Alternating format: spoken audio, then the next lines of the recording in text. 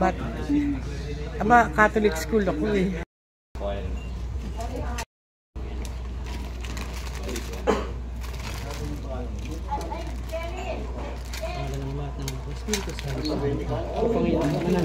Mga kapatid, manalangin tayo sa mga makapangyarihan upang tayo ang gawangin si Kristo sa taimtim na pagdalangin sa tulong ng mga larawan at dasalan.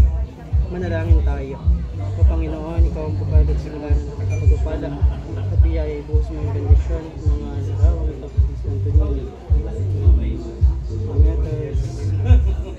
Na nagpapaalala na yung kabutihan, kabanalan at pagmamahal sa aming lahat upang ang lahat ng lumalagan magdasal ng mga larawan ito ay magtama ng iyong awa at biyaya. Lobin mong tularan nila ang kabanalan at aral ng Panginoon ng Santo. Hinihiling namin ito sa pamamagitan ni Kristo ang aming Panginoon. Amen. Amen. Amen. Thank you po, Father. Thank you.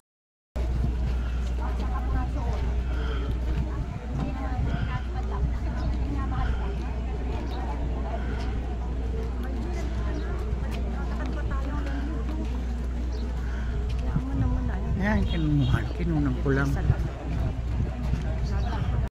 Sponsors, mga reliyoso at reliyosa, mga bisitang pari, sa ating lingkod pari, at sa inyo po, Most Reverend Emilio Marquez, Bishop Emerito ng Lucena. Ang araw na ito ay espesyal na okasyon para sa ating simbahan. Isang pagdiriwang ng pagpapasalamat, pagpupuri, at pagpapatuloy sa misyong ipinagkatiwala ni Jesucristo kay San Pablo Apostol. Sa pamamagitan ng pagbabasbas ng bagong kampanaryo at sa pagtunog ng kampana nito, tayo ay inaanyayahan na magtipon, magdasal, at makipagtagpo sa Panginoon.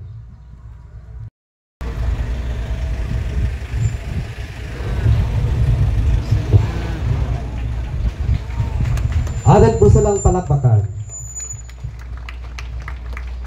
Dumako na tayo sa pinakatampok na bahagi ng ating pagdiriwang, ang pagbabasbas ng kampanaryo, kampana, mga santo at walkway na pangungunahan ni Most Reverend Emilio Marquez.